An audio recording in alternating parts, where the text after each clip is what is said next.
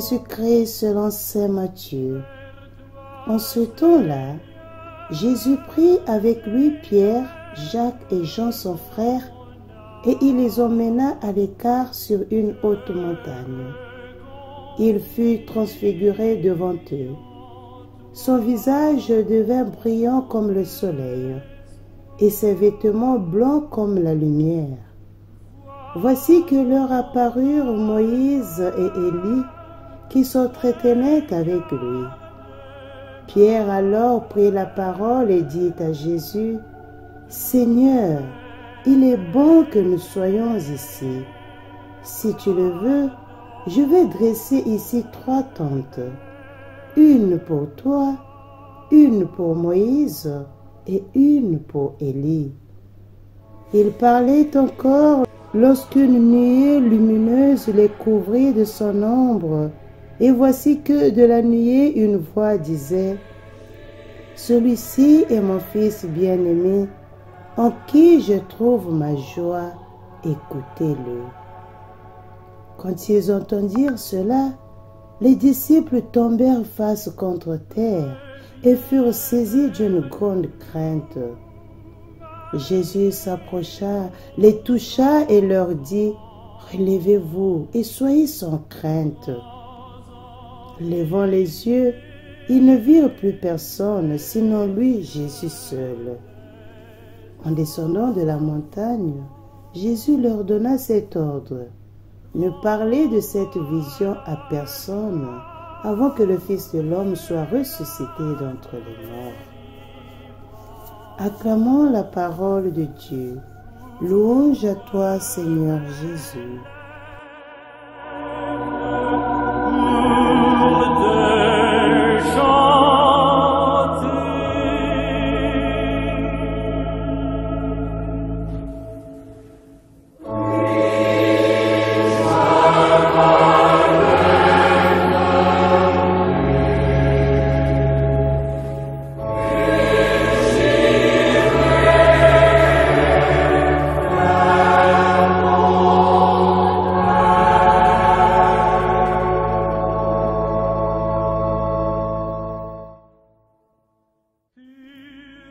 Son visage devint brillant comme le soleil. Chers frères et sœurs, chers abonnés de notre chaîne 3 minutes d'évangile, bonjour. Le premier dimanche de Carême, nous avons contemplé Jésus mis à l'épreuve dans le désert. Mais aujourd'hui, le deuxième dimanche, nous le contemplons transfiguré. Jésus emmène avec lui Pierre, Jacques et Jean, les 3 apôtres qui verront aussi son agonie au jardin des Oliviers, de Matthieu 26 à 36. Ce sont 2 scènes similaires. Dans la transfiguration, l'humanité de Jésus montre sa divinité. Dans le jardin, Dieu fait voir son humanité, sa passion pour chaque homme et chaque femme. Ici, le Père appelle Jésus Fils. À Gethsémani, le Fils appellera le Père Abba, mon Père. Matthieu 26, 42. Cette scène est à voir, à contempler, mais aussi à entendre. Dans le moment culminant de la transfiguration, nous entendons la voix du Père qui répète « Celui-ci est mon Fils ». Le Père ne parle que 2 fois. Il ne gaspille pas les mots. Seul le Fils est la parole du Père. Son Verbe est incarné et vivant. Pour la deuxième et dernière fois, le Père répète les mêmes paroles qu'il avait prononcées lors du baptême. « Celui-ci est mon Fils ». Matthieu 3, 17.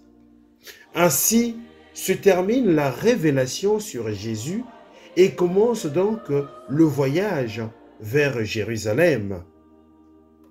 Au baptême, Jésus a fait le choix de s'aligner avec les pécheurs et le Père dit « Tu es mon Fils, le bien-aimé, en toi j'ai mis toute mon affection ». Maintenant, après avoir été reconnu comme le Christ et après avoir expliqué à Pierre qu'il accepte la voix du Seigneur, le Père le confirme à nouveau. « Tu es mon Fils, le bien-aimé. » Et il nous dit, « Écoute-le. » Il se réfère à ce que Jésus a dit et surtout à la parole qu'il dira avec la vie à partir de maintenant, la parole de la croix. Que nous dit le Père? Écoutez Jésus. Il est ma parole et la seule chose que vous devez faire est de l'écouter. Si vous l'écoutez, vous devenez aussi comme lui, enfant bien-aimé. La transfiguration est donc l'écoute de Jésus. Elle commence quand je commence à l'écouter au lieu de moi ou d'écouter ma propre voix. Quand la vie est vraiment centrée sur l'écoute, je crois sa parole. Quand elle est centrée sur l'écoute de Jésus, l'écoute me transforme. De l'égoïsme à l'amour, de la tristesse à la joie, de l'agitation à la paix, de la dureté en douceur, de l'infidélité, ma vie devient fidèle, ainsi de suite.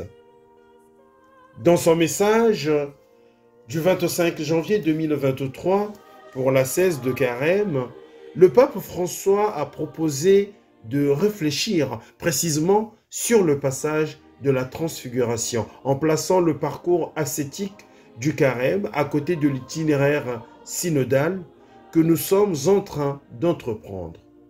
Le Saint-Père nous propose d'écouter Jésus et nous rappelle que l'écoute du Christ passe aussi par l'écoute de nos frères et sœurs dans l'Église.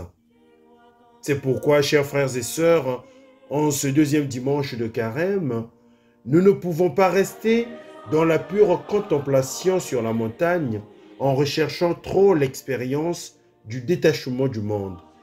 Les frères et les sœurs se trouvent dans la vallée.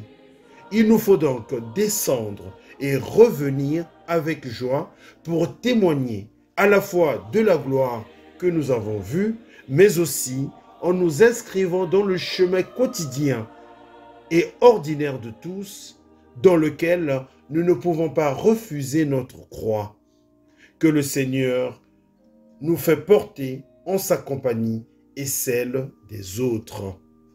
Chers frères et sœurs, à tous et à toutes, bon dimanche, bon temps de Carême, le Seigneur soit avec vous.